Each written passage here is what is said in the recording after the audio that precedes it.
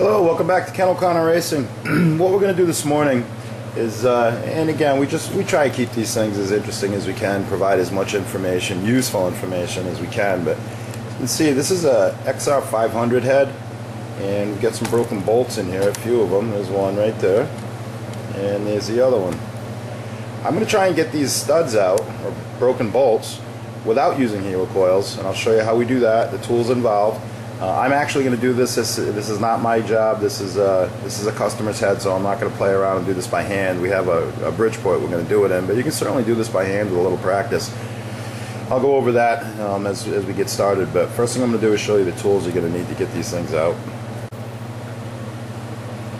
The first step is to determine the thread size and thread pitch of the broken bolt that you're trying to remove. Once you get that far, you're going to want a tap drill. Now this tap drill is a little bit smaller than the standard size. I believe the standard size is 5 millimeters. These are a 6x1 metric bolt.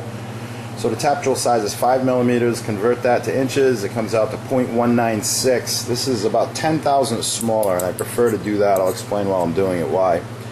Center drill, if you haven't seen one of these are a pretty interesting little device.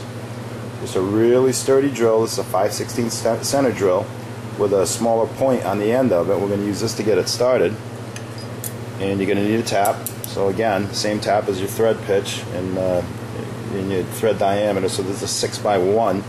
And if you don't have a Bridgeport and you're going to do this by hand, we always like to start with a hammer and a center punch. And you just take the punch and you get a dead center of the stud and just make a starting point for your center drill. I don't necessarily need to punch this because, again, I'm doing this in a very sturdy machine. The center drill is going to go right where I want it to go. But again, if you're doing it by hand, you just take your center punch and just make a little indication mark and check out where you're at. You can always move this thing around and get it so it's right on center. And then when you put your center drill in your cordless or whatever drill you're running, this center drill is not going to float all over the place. It's going to grab that little punched hole and just go right through it. I'll show you how we're going to do it in the Bridgeport. Alright, what I've got here, and I just eyeballed this, to be honest with you. It came down, I've got my center drill loaded in my drill chuck and got this as close to being on center as I possibly can by eye. My eyes are pretty good still for an old guy, but I can probably hold 5 thousandths on this, no problem. The next thing we're going to need and use is this stuff, Tap Magic cutting fluid. I use this quite a bit on a lot of stuff, and it works pretty good for us, and the price is decent, and it works like magic. So what you want to do is just brush a little bit on there, and we're going to go ahead and drill this hole.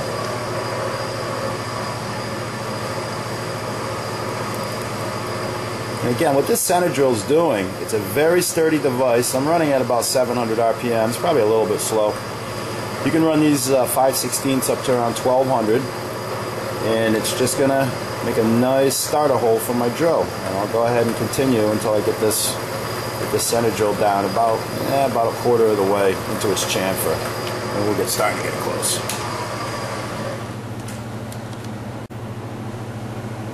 That's where I want my center drill, and you can see I wasn't lying to you. I said I could hold about 5 thousandths. I think it's pretty close to being on center.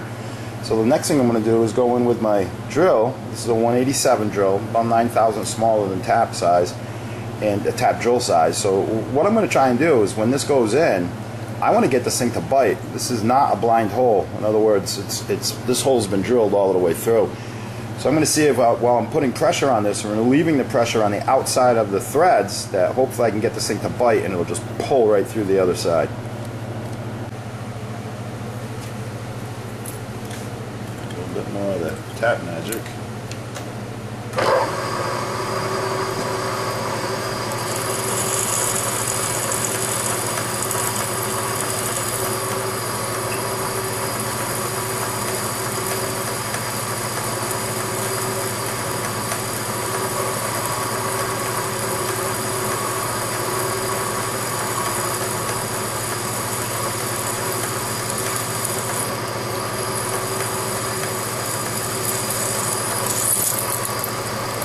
That did not work out for us, so we're going to go to plan B.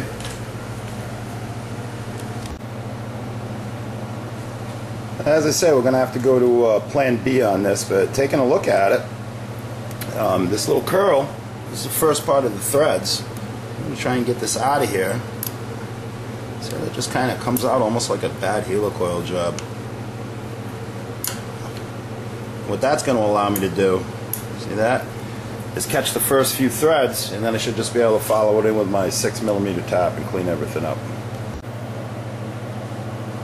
Well, once you pull the first couple of threads out, the rest is pretty easy. A little bit of caution. Use some more of the tap magic, and use your tap. Again, it's a 6x1. Get this thing nice and straight, and just start following the original threads into the hole. And take a look at it a few times. You don't want to force this thing through. You're cutting the bolt right out against the aluminum, so you want to make sure you're going in nice and straight and just taking little bites. Be sure to back it off and use plenty of cutting oil, and just take your time and get through the whole hole. After you get your tap excuse me, all the way through, the next step is just take a bolt with the same pitch, and should fit in there nice and snug, decent fit. If for any reason you weren't successful with this step, the next step is a helicoil, and those work pretty good for, the torque on this is probably like 7 to 8 foot-pounds, so I wouldn't really sweat it too much. Stuff with a lot of torque, I'd try to stay away from it. But any of these, if I were to fail on any of these, I'll go to plan C, and that would be just put a helicoil in. And that's about it for stud removal. Thanks for watching. KenO'ConnorRacing.com.